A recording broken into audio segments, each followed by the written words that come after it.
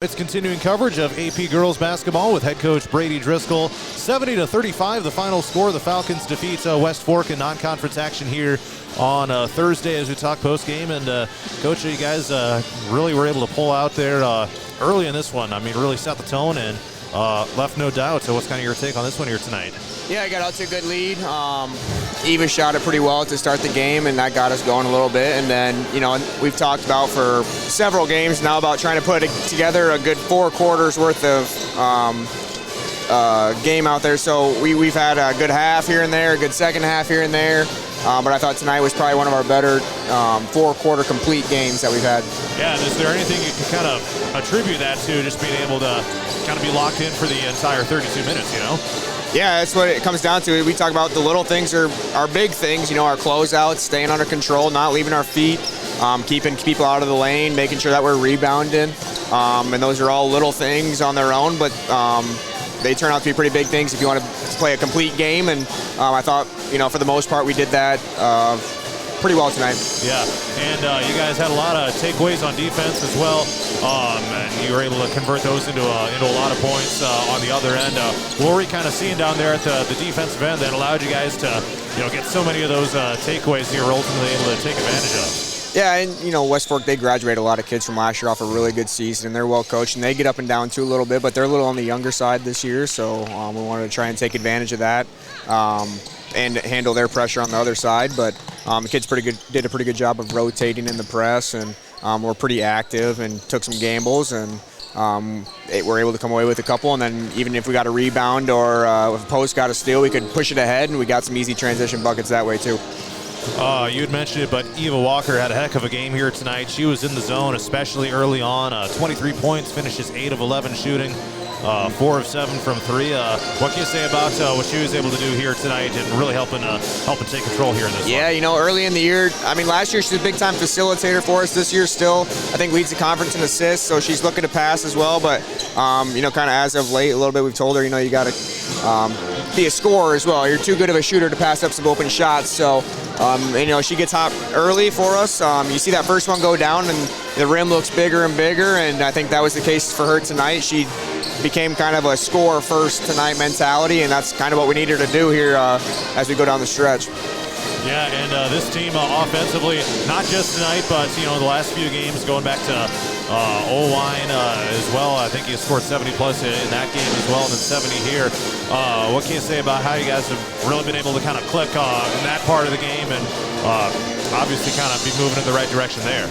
Yeah, I think it starts on the defensive end. If we can get takeaways that way and get out and get some easy layups or some transition buckets when the defense isn't completely set, that helps, I think, us get up there and then executing on the offensive end. I think against O-line we had quite a few offensive rebounds. I think again tonight we probably had a good chunk of them with second chance points too and capitalizing on those offensive rebounds. But I think it starts with kind of those two things right there to be able to build up some points. And once you kind of get in a groove, then like I said earlier, the basket kind of looks bigger and bigger as you go on, and more shots start to fall. And that's 2 games in a row now where it starts with defense and layups, but then our shooting was okay too. So it ends up moving your win streak up to 3 games now. Started, of course, last week with that win over Dyke New Hartford.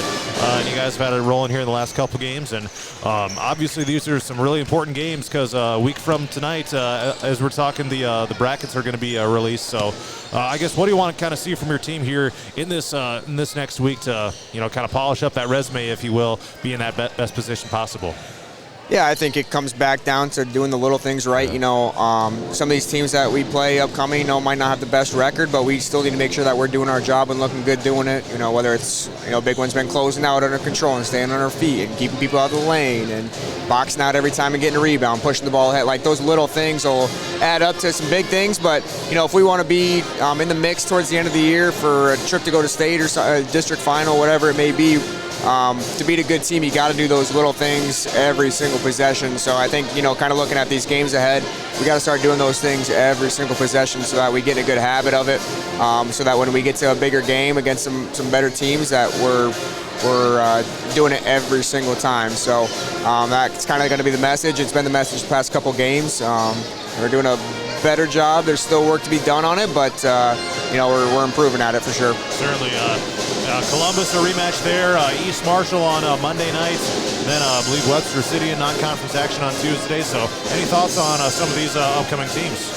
Yeah, it's some of these teams I haven't seen too much footage on them yet. You know, Columbus, really not since the last time we played them. Who's on Monday? East Marshall. East Marshall. Oh, yeah, the rescheduled East Marshall game. Haven't seen them on film at all yet. And Webster City, I don't know anything about Webster City right now. But, yeah, it'll just be kind of watching film real quick and seeing what they got. And then, like I said earlier, you know, with some of these teams, it's not about what they do so much. It's about what we do and what we look like in those games. So that's kind of we got to focus on us at this point. And whoever comes to town or wherever we go, we got to execute and do those little things, and we'll be all right. All right. Any final thoughts you'd like to share here? No, I'm proud of the girls, proud of the effort tonight. No matter who was in, we scored, we executed. Back at it JV tomorrow, but still haven't lost yet, knock on wood, in the JV since 2026. So hopefully they can keep that going as well, and hopefully our varsity can keep on their win streak as well. All right, that's AP head girls basketball coach Brady Driscol here on Radio on the Go Sports.